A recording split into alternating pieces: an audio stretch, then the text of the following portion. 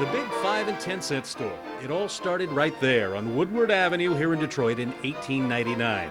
Crockery, house furnishings, nothing over a dime. 17 others were there with Sebastian S. Kresge at the start, and through his innovation and careful management, Kresge's grew and grew and opened the first Kmart store in Garden City in 1962. And by 1968, sales topped $1 billion a year with 915 stores throughout America, including 162 Kmarts. But now, Kmart has been all but KO'd in the knockdown, drag-out battle of discount retailing. And many, like Fortune magazine's editorial director Jeffrey Colvin, believe if the company doesn't make it out of bankruptcy, when the blue light goes out for the last time, the damage will be huge. As far as I know, no one is asserting anything like the improprieties that occurred at Enron. Nothing illegal that we found. Nothing that we know of. Just, as I said, honest mismanagement.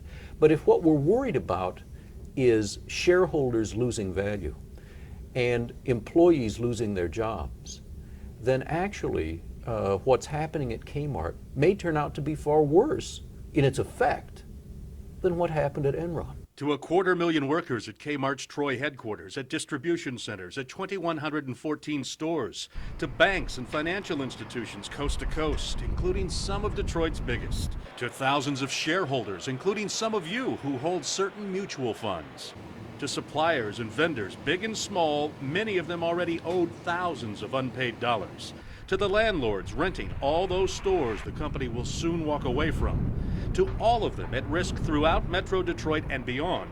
The failure of this $36 billion company would be an economic disaster, in addition to the misfortune that's already befallen folks like Harris Watkins in Detroit. But I don't hold no grudge or anything like that. I'm not going to walk around bitter and anything like a lot of people I've seen do. Many of us might well be bitter if what happened to Mr. Watkins happened to us. His wife Irene joined Kmart 29 years ago.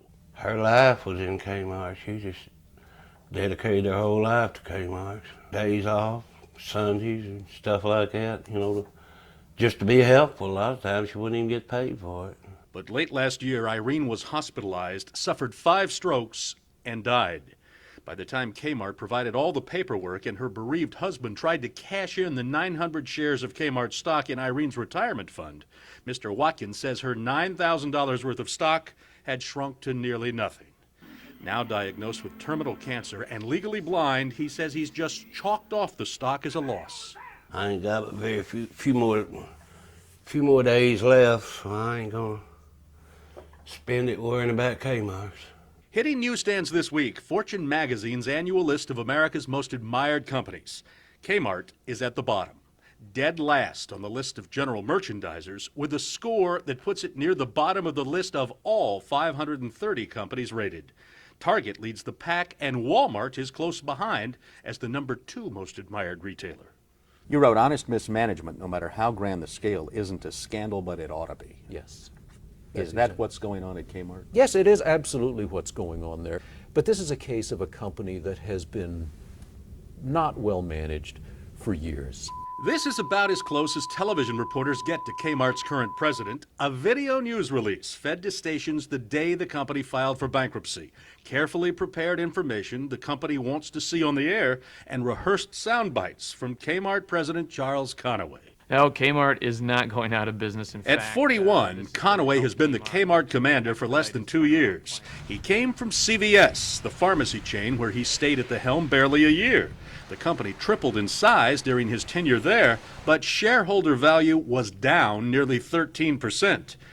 That did not deter Kmart from signing him up with a 5-year deal estimated to be worth a whopping $37 million, lots of it up front and guaranteed. A package of that kind for a CEO, believe it or not, is not outlandish or unheard of in this day and age. But the question, as you put it, is exactly right. Was it worth it for someone with his experience and track record? And I think that it's questionable, at least. In the hometown press, Detroit News business columnist Jim Higgins has written that no one at Kmart has shown they have the skill and persistence that is needed now. But as for Conaway in particular, I think that Conaway was starting to do some of the things that really needed to be done at Kmart and that were neglected for a 6 or 7 year period. Look at the chart. 8 months after Conaway arrived, the stock was down 40%, but then it did start moving up until it came crashing down starting late last August. It had dropped 40% even before the bankruptcy announcement and is now down nearly 90% from the day Conaway started. Nonetheless, Kmart is prepared to handsomely reward what many see as failure. Here's a new 3-year deal they presented to him on the eve of the bankruptcy. It not only provides a $100,000 a year raise from $1.4 million a year to $1.5 million, but an annual target bonus of at least $1.875 million more, an annual grant of stock options at a target level of $6 million additional dollars based on unspecified goals, a so-called retention payment of $6.5 million bucks, as well as not only the forgiveness of a $5 million loan he has already received, but some additional buyout payments worth $4 million more Kmart agreed to pay him to lure him away from CVS. A pension plan as generous as the one he had at CVS, and that allows him to retire at age 55. And he gets virtually all of this under most circumstances, even if he further fails to turn the company around. And if he leaves under many circumstances, except for things like conviction of a felony or willful gross misconduct, he continues to draw his salary, his target bonus, and other significant benefits for 3 years after he's gone. And back to that $5 million loan for a moment. Is it enough to pay the entire cost of his home, this Michigan palace where he hangs his hat? Under most circumstances, Conaway not only doesn't have to repay the $5 million, Kmart will actually pay all the federal, state, and local taxes because the IRS considers a forgiven loan as taxable income. In that contract that he's renegotiated now, there are obviously some carryovers from things that were there originally, but there are obviously some enhancements here as well. That might give one pause to say, what are we doing? Are we rewarding a failure here? Because over his tenure, the company has obviously deteriorated in financial position. He is Walton Winder, a respected expert on executive compensation. For more than 30 years, until he just recently retired, boards of directors hired him to review such deals and advise them, and that is exactly what he did for us. Not just the Conaway deal, but contracts for other top Kmart executives negotiated on the eve of the bankruptcy filing and all now before the court for approval. Deals for David Rotz, Executive Vice President and Kmart's Chief Administrative Officer, John McDonald, Kmart's third Chief Financial Officer under Conaway, Cecil Kearse, Vice President of Marketing, and Tony D'Onofrio, Kmart's Chief Supply Officer. These agreements have some very fairly standard features. Now, the standard features, there are also some things in here that are sort of like too many goodies hung on the Christmas tree. In addition to salaries not specified but sure to be generous, each of their proposed 4-year deals include annual bonuses to be determined, stock options to be determined, long-term incentive payments unspecified. And yes, they all get so-called loan money worth $2.5 million each, all to be forgiven under circumstances similar to Conaway's deal, as well as enough extra money to pay all the taxes on those $10 million worth of loans. They also get money to pay lawyers and tax advisors, and if things don't work out, under most circumstances, they also get 3 years' pay with continuing health benefits. The compensation committee probably feels that what it's doing is in line with conventional practice, what is needed under the circumstances. But, one has to question there was his need for as much as what we're seeing here. And then there's Ronald Hutchison, Kmart's new Chief Restructuring Officer. He agreed to join the team when Kmart offered him $250,000 just to say yes. He's been brought in on a contract for no more than 2 years from the South Carolina restaurant company that turned around Denny's after it hit the rocks not long ago. He lives, all expenses paid by Kmart, at this luxury complex not far from company headquarters in Troy. In addition to his $250,000 signing bonus and his living expenses paid by the company, his deal also calls for more Kmart money to pay all the taxes on the value of his big expense account if and when the IRS considers it extra income, a $475,000 annual salary, and if the company comes out of bankruptcy and he's still there, a cool $1 million more that Kmart calls a success payment. He gets only about $500,000 if he is terminated without cause or leaves on his own for a number of reasons up to a year before the company emerges from bankruptcy without him.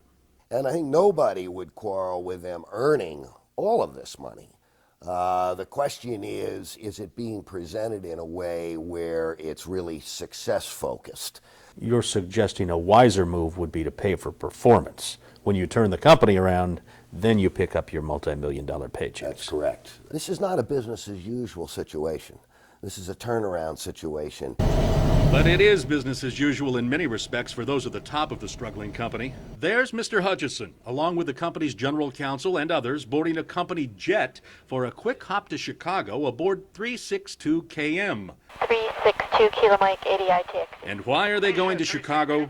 They're taking off for the monthly hearing in bankruptcy court. 2 Kilo Mike, have a good day. They're heading off to tell the judge why the company can't pay its bills. In the crowded courtroom of Judge Susan Pearson Saunderling, Kmart lawyer John Butler does just what he's paid $695 an hour to do, with upfront payments of some $3.5 million to his law firm. He has all the resources he needs, along with the skill and charm to get Kmart virtually every break he seeks. Lawyers for banks and creditors go along too, for the most part, apparently persuaded that not objecting to Butler's request is their only hope for getting Kmart healthy again so it can pay its mountain of past due bills. By the time Mr. Hutchison and the Kmart crew are ready to climb back into their corporate jet to fly home to Detroit that night, they have most of what they came for. And listen, 362 Kilo Mike is not the only sleek $6.7 million jet keeping company executives and others still flying high while the company is in a nosedive, and so many are sure to be hurt as a result. FAA records show 6 of them are owned and registered to the company, and Air Force valued at around $40 million. By the way, I went to the hearing in Chicago too. I flew one of these. They go back and forth 30 times a day. And I paid less than $200 round trip. In 362 Kilo Mike, it cost Kmart about $10,000, 50 times as much. Now, who in the world is allowing a corporate culture like this at a company down for the count? James Adamson, a Kmart director for the last 6 years, part of the board's committee that opened the vault to lure unproven president Charles Conaway, and now the so-called savior, the company's new non-executive chairman. He's an impressive character who does have actually a very good track record. And so bringing in him to help may turn out to be a wise move. Before its marriage to CVS, when Revco Drugs got into bankruptcy trouble, he reportedly played a key role in nursing it back to health before the merger. When Burger King was about to be dethroned, he was the CEO who is said to have flipped the burger business and saved the kingdom. And then, when many thought Denny's was doomed, many will tell you it was Adamson who went in and cooked up a recipe that was hard to swallow for many who lost their jobs. But the company was soon out of bankruptcy and is still cooking today. The part I hate, and one of the reasons I got out of corporate America 9 or 10 months ago, was we hurt a lot of people. And that is just horrible to live with every day. Nobody doubts there's plenty of pain ahead for Kmart. So exactly what did it take to dull his pain of hurting people again? The sweetest package of all those at the top. A 2-year deal that starts with a hefty sign-on bonus. How much was your sign-on bonus? It was $4.5 million. To take the job? Right. And how much will you make if you turn the company around by 2003? If I turn it around by 2000, what's your success payment? $4 million. Okay. I'm not embarrassed by it. This is what it took for me to come out of retirement. And I'm not defensive. Actually, it took considerably more than that. Kmart will pay all the federal, state, and local taxes on Adamson's big sign-on bonus. He gets $1 million a year in salary, up to $90,000 more for legal advice to help him negotiate this deal, all his living expenses while here in Detroit, and the whole package is guaranteed with a $10 million line of credit. And then after a busy week, when it's time for him to head home to his family, I'm going home on the corporate jet. well, it's because he doesn't live anywhere near the Troy office. He lives here on posh Park Avenue in New York, and he commutes every week. On Sunday nights, they roll out the red carpet for his arrival. A driver takes him directly to Birmingham, where Kmart is said to keep a suite for his use at a swanky hotel that's a favorite of tycoons and rock stars like Madonna. Adamson's one-man commuting service alone is costing bankrupt Kmart about $12,000 a week. And what does he know about the rest of the company Air Force? How can you afford a corporate jet and lay people off? I can't justify that, but we don't want to just look at that. We want to look at everything. Six. Well, that's a lot, isn't it? But it's also a $37 billion company with 2,000 stores, with people trying to travel to stores every day and maybe go to 2 or 3 markets. Now, no one has suggested Adamson fly like the rest of us on a discount airline that sells tickets to New York for as little as $108 round trip. But Why not, sir, do the gesture at least and put yourself in a first-class seat on Northwest Airlines for $600 a round trip than to spend $12,000 a week for you to commute to New York? You know what you're doing? You're taking a look at a snapshot that I tried to say to you, that the end may be exactly what you're saying. And it is, you can't just look at one incident and say, that will fix Kmart. We have to take a look at the whole issue and look at all expenses, and that may go. When a company is in such desperate trouble as Kmart is, it's really time for the large symbolic gesture, real leadership at the top. And there is a strong human tendency to do just the opposite, to shut down, to try to close everybody out and say, leave us alone, we'll take care of this, trust us. And the people doing it may feel that sincerely and may be trying hard sincerely, but it's the wrong message. remember Harris Watkins? Like so many working people connected with Kmart now, people with no guarantees of big money regardless of what happens. You just feel left out, that's all. There's nothing you can do about it, nothing I can do about it. I'm just left holding the damn bag, you know.